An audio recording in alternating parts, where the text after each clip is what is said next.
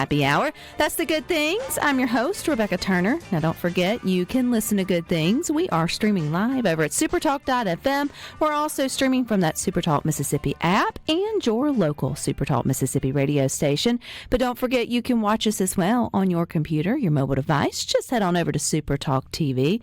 Now, we all know that Mississippi is full of some talented authors, but oftentimes their great work never gets in front of potential readers, which is a sad thing. So our guest today is trying to change all that. So joining us today is Erin, and she has got a great retreat up her sleeves for writers looking to help promote their work. So welcome, Erin. Hi, Rebecca. I'm so glad to be here. So you are in French Camp, Mississippi. What's the weather like there? Give us a snow report. Do you have snow, ice, rain, sunshine? How does it look in French Camp today? It is sunny and cold with capital letters. It's just cold for this Mississippi girl. I understand that, but we like that sunny, at least the sunny part for now. Okay, I love this idea. As someone who has published 2 books herself, I recognize that it's getting it out there is the first step. The next step is letting people know that it's available and then continuing that on, as the weeks, months, or years roll by. So how did you recognize that maybe this was a gap in the process for many independent authors? Well, I published a devotional book back in 2020, and of course 2020 was crazy anyway, but since then I just discovered that writing the book is one journey and marketing it is a whole nother journey. Yes, ma'am, it is. And I would say many authors would probably feel the same way. So how did you come about helping them out? What did you learn or what did you see that could be taught to help bridge this gap for many creatives?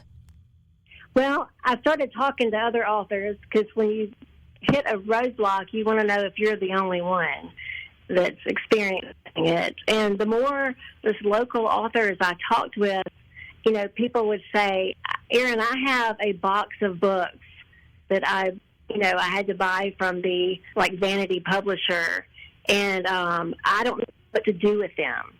And so the more I've heard people say that, the more I thought there has to be another way. There's got to be something to bridge that gap.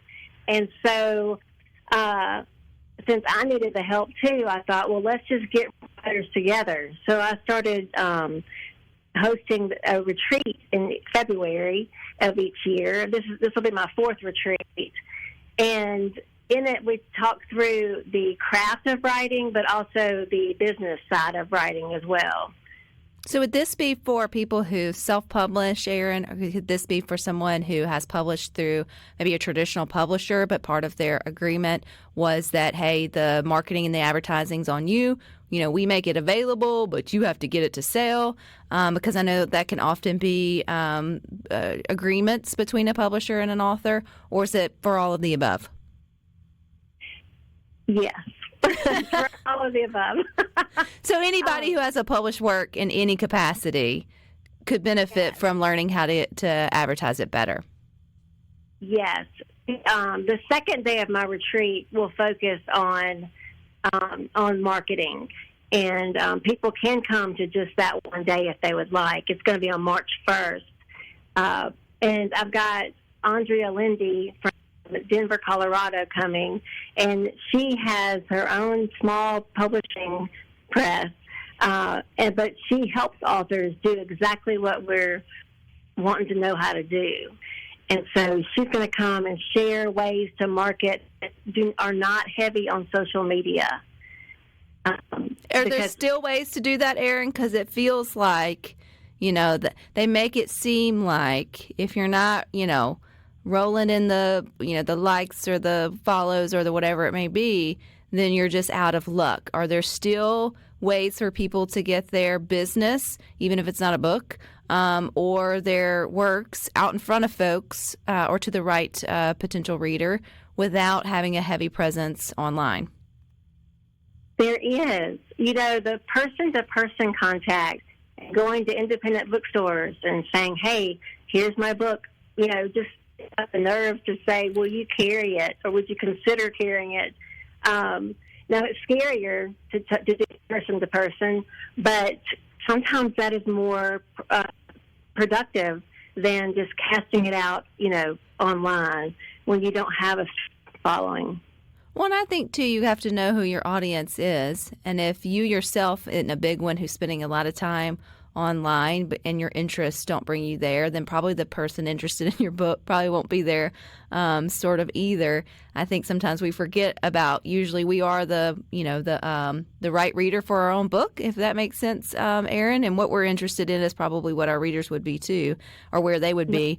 What has been the feedback over the last couple years? Obviously, this isn't a dud, or you wouldn't keep doing it, being the 4th year there in French camp. So are people finding success or feeling like you're giving information that they needed to help take their, business or their creative works to the next level? They are.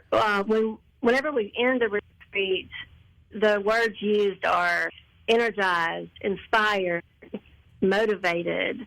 And this last retreat, for the last two, we've actually, for the most part, kept in touch with each other. Like they'll send a text, someone will send a text like, I'm getting this published, or somebody tell me to sit down and write because I'm procrastinating.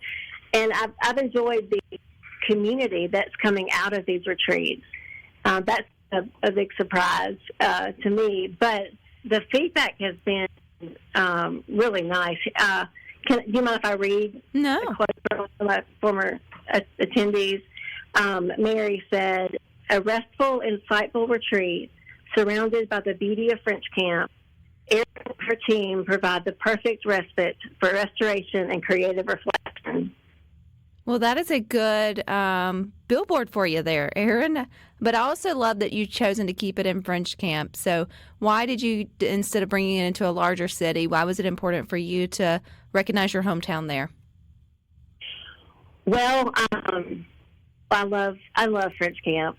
We've been here 20 years. I love the small community, and I want to bring people out of the busy, bigger towns to nature. That's where I write the best. And so the retreat is actually on the grounds of Camp of the Rising Sun, which many of your listeners may be familiar with. It's a summer camp and conference center. And so in the summertime, it is full ahead, full energy. But for this retreat in February, it is so relaxed and quiet. And if people want to walk around the lake, they can do that. It's a different pace than your day-to-day. Where can folks go to learn more information about it, Erin? Do they have to have a work published? Can they be a author in works or just even thinking about it in terms of wanting to start one? Anybody on the spectrum in terms of writing? Oh, yes. Yes, that's the beauty of a community is you have people at all different levels. And so the first day of the retreat, we'll talk more about the craft of writing and the mindset that we have to get into to even get our words on paper. And so it's also group critiques where people can read what they've written and get constructive feedback. And so I would say I've had people who came and said, I just know I want to write, but I don't know what to do from here, all the way to people who have had a couple of things published. So it's just a full gamut. So where do people go to sign up, Erin? They can go to the website. It is spacetocreatewritinglife.wordpress.com. All righty. Can they Google that also, Space to Create Writing in Mississippi, and will it pop up? Yes. Good deal. Well, I hope that more writers or creatives take this opportunity. It sounds like a wonderful chance, too, just to get away and to think and get clear and see a new part of Mississippi, which would be French camp. So always here to encourage those that are trying to bring their works into life. And what a good time of year to do it, too, right here where people still maybe have their New Year's resolutions to finish that book or that start that novel or screenplay or whatever it may be, Erin. So I love that you're building a community around it as well. Is there anywhere else folks can find you online or just at Space to Create Writing? Well, on Facebook and Instagram, I am at Create Writing Life. And And so either one of those, the Space to Create, Writing Life. And those pieces have encouragement, practical tips on creating space to write in everyday life, and, the occasional funny meme, because what is life without memes? I love that. What is life without memes? Amen to that, Erin. Well, I appreciate your time, and best luck to those that join your retreat. Thank you. Thank you so much, Rebecca. All righty, you guys stick with us. We got more good things for you coming.